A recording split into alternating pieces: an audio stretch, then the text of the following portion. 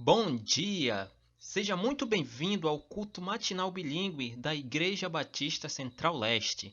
É com muita alegria que eu trago essa mensagem para você neste domingo e espero que você esteja com seu coração preparado para receber a semente da Palavra de Deus. E para começarmos, eu convido você a abrir a sua Bíblia na carta de Tiago, capítulo 5. Nós vamos ler apenas a primeira parte do versículo 17, onde diz assim: Elias era um homem semelhante a nós, sujeito aos mesmos sentimentos. Para você que não conhece bem quem é Elias na Bíblia, ele foi um grande profeta de Deus, que ficou muito conhecido pelo episódio que está registrado no livro de 1 Reis, capítulo 18. Nessa ocasião, Elias desafiou os profetas do falso deus Baal e mostrou a todo o povo que o Deus de Israel é o único Deus verdadeiro. E além disso, fazia 3 anos que não chovia sobre toda a terra de Israel. E nesses dias Elias orou e Deus fez chover sobre a terra. Que episódio triunfante é esse da vida desse profeta? E é tão bom quando nós enfrentamos situações assim e saímos vitoriosos, não é verdade? Só que agora nós vamos ver o que a palavra de Deus nos diz no capítulo seguinte, no capítulo 19 do primeiro livro de Reis. Diz assim nos primeiros versículos: Acabe contou a Jezabel tudo o que Elias havia feito, e como ele havia matado todos os profetas à espada. Então Jezabel mandou um mensageiro a Elias para dizer-lhe: Que os deuses me castiguem, se amanhã, a essa hora, eu não tiver feito com a sua vida o mesmo que você fez com a vida de cada um deles. E Elias ficou com medo, levantou-se e, para salvar a sua vida, se foi e chegou a Berseba, que pertence a Judá. E ali ele deixou o seu servo. 1 Reis, capítulo 19, versículos de 1 a 3. Após o episódio glorioso que nós vimos no capítulo 18, a impressão que nós temos inicialmente é que viria um tempo de triunfo, de alegria e de muita celebração na vida de Elias. Mas o que nós encontramos aqui no capítulo 19 é esse profeta recebendo uma ameaça e entrando em um estado de desânimo e uma profunda depressão. Aquele homem, o mesmo homem que tinha desafiado os profetas do falso deus Baal e derrotado cada um deles, agora encontra-se frustrado, desanimado, sem nenhuma vontade de seguir em frente. Inclusive, ele chega a pedir a Deus que ponha um fim na sua vida. E esse episódio nos ensina que, de fato, a nossa vida ela é feita de ciclos. Aos dias de glória, assim como também aos dias de grandes desafios. E muitas vezes é após o acontecimento de grandes milagres que nós enfrentamos as maiores dificuldades da nossa vida. E você já passou ou por acaso está passando por uma fase assim? Alguma vez você já viu a sua vida ser inundada de coisas boas e de repente, quando tudo parece estar indo bem, você é surpreendido por uma maré de dificuldades? Você já presenciou algo assim? Então, foi uma situação semelhante a essa que Elias passou. E a palavra de Deus nos mostra em quais pontos Elias falhou para que isso acontecesse e ele saísse de uma situação de triunfo para uma situação de ruína. E nós vamos ver quais foram esses pontos, esses 3 pontos que Elias falhou. O primeiro desses pontos, onde Elias falhou, foi nas suas expectativas. Quando Elias enfrentou e derrotou os 450 profetas de Baal e mostrou para todos que ali estavam que somente o Senhor é o único Deus verdadeiro, ele esperava que a maioria daquelas pessoas que contemplaram esse feito se convertessem ao Senhor, arrependendo-se de seus pecados. Mas não aconteceu nada disso. As pessoas continuaram seguindo os seus maus caminhos, elas nem quiseram saber de Deus. E isso fez com que Elias se frustrasse e fosse tomado pelo desânimo. O segundo ponto onde Elias falhou foi no seu foco.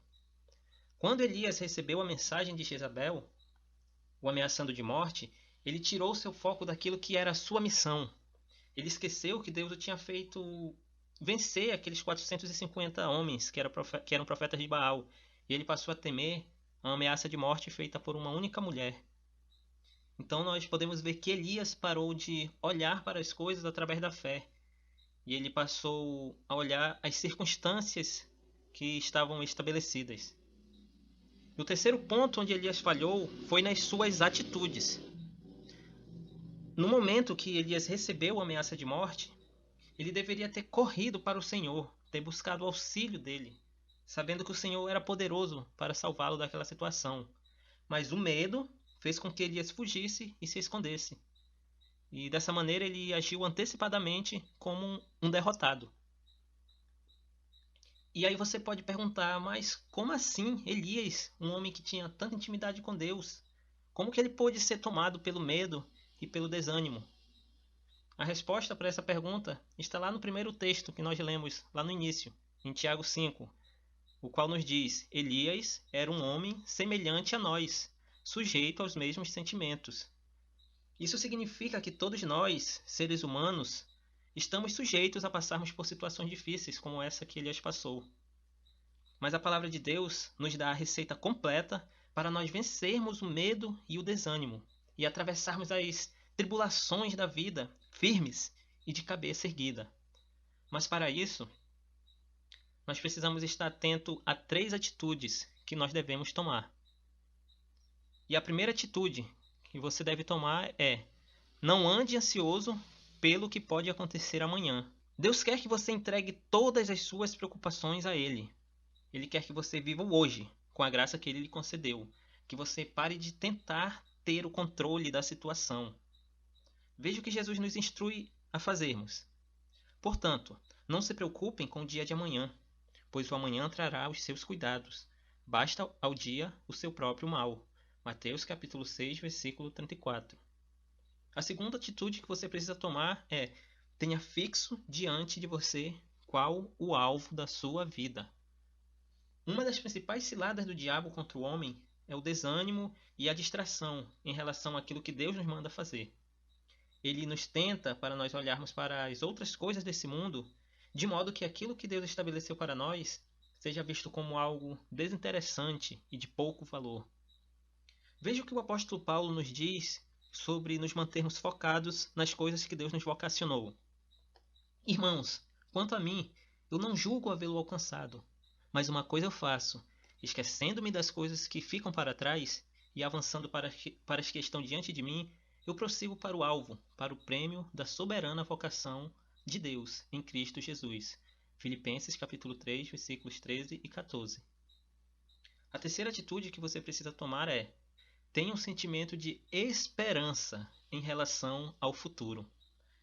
Quando confrontadas por situações difíceis, a maioria das pessoas fica tenebrosa e com medo daquilo que pode acontecer no futuro.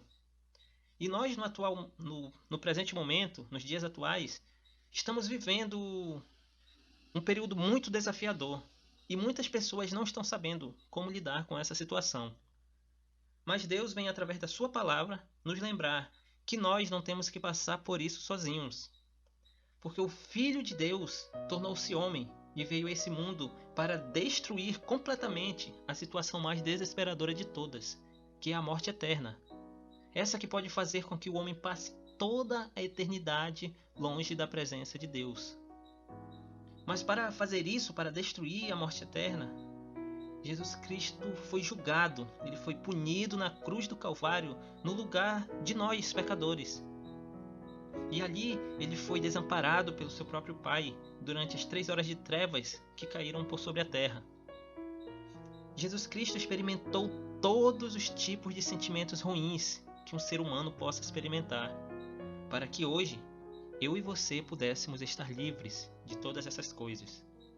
E desse modo ele tornou-se o único capaz de trazer salvação e de proporcionar alívio e descanso para a alma de todos aqueles que decidirem aceitar o seu convite e entregar a sua vida a Ele. E se você fizer isso agora, você pode ter a esperança de um futuro glorioso e uma vida presente, livre da angústia, do desânimo e do medo do que pode vir a acontecer. E agora eu lhe faço a seguinte pergunta: você quer isso para a sua vida? Se você quer, nesse momento, eu convido você a fechar os seus olhos para que eu faça uma oração por você. Oremos. Paizinho querido, eu te agradeço pela tua palavra, que é viva e eficaz. E neste momento eu te peço, Pai, pela vida dessa pessoa que ouviu essa mensagem e que agora está orando juntamente comigo. Eu peço que a tua palavra possa ter tocado o coração dela e que neste momento ela decida entregar a vida totalmente nas tuas mãos. Que o Senhor ajude essa pessoa a vencer o medo, o desânimo e que o coração dela seja cheio da esperança de um futuro glorioso na tua presença, Pai. Isso é o que eu te peço e te agradeço.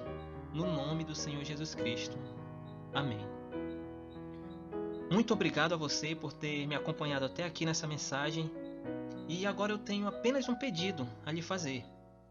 Se você foi edificado e realmente decidiu que vai executar as 3 atividades para vencer o medo e o desânimo, deixe um comentário logo abaixo desse vídeo e encaminhe essa mensagem também para outras pessoas, pois assim elas também serão edificadas e poderão tomar as mesmas atitudes para as suas vidas. Que Deus lhe abençoe e lhe conceda uma ótima semana, em nome de Jesus.